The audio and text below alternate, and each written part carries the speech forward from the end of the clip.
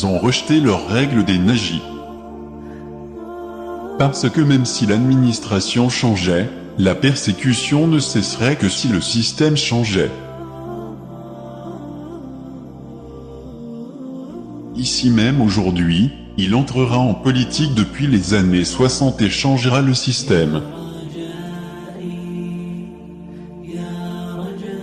Qu'est-il arrivé à ceux qui ont dit qu'ils apporteraient la charia ou au moins changeraient ce système? Qu'ont-ils fait ou pu faire depuis près de 60 ans?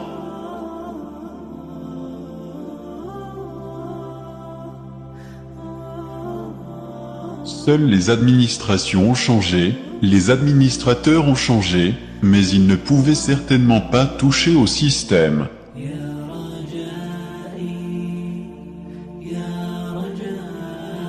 Et pourtant, certaines personnes naïves et stupides d'aujourd'hui continuent de voter, croyant que ces hommes apporteront la charia. Dommage, dommage.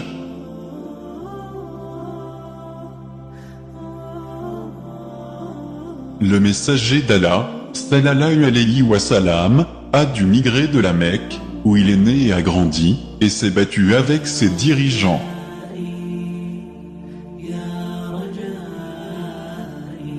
Les valeurs auxquelles il croyait l'ont motivé dans cette situation difficile. Si nous adaptons cette situation à aujourd'hui, les gens traitent une personne qui est en guerre avec son propre état de traître. Traître.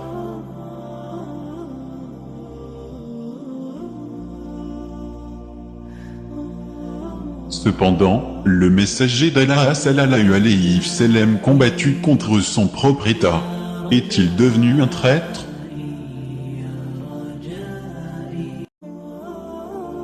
Pour les mentalités qui sanctifient l'État, considèrent la terre de la patrie comme sacrée et considèrent le drapeau comme sacré, le messager d'Allah sallallahu alayhi wa sallam était un traître et ses actions étaient inacceptables.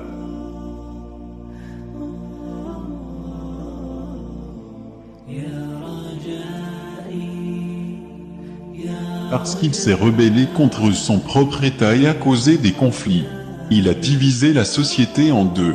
Il tourna père contre fils, frère contre frère.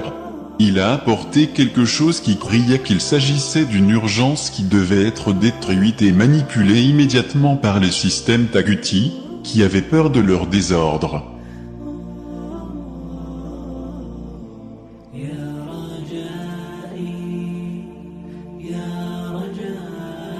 Aujourd'hui, le pouvoir en place a peur de cette situation.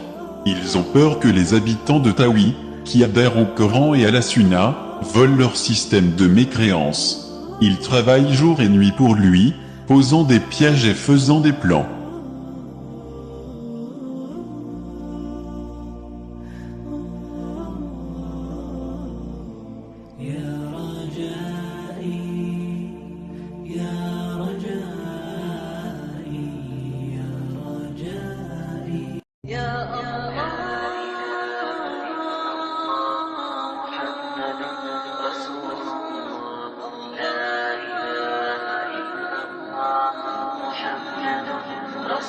يا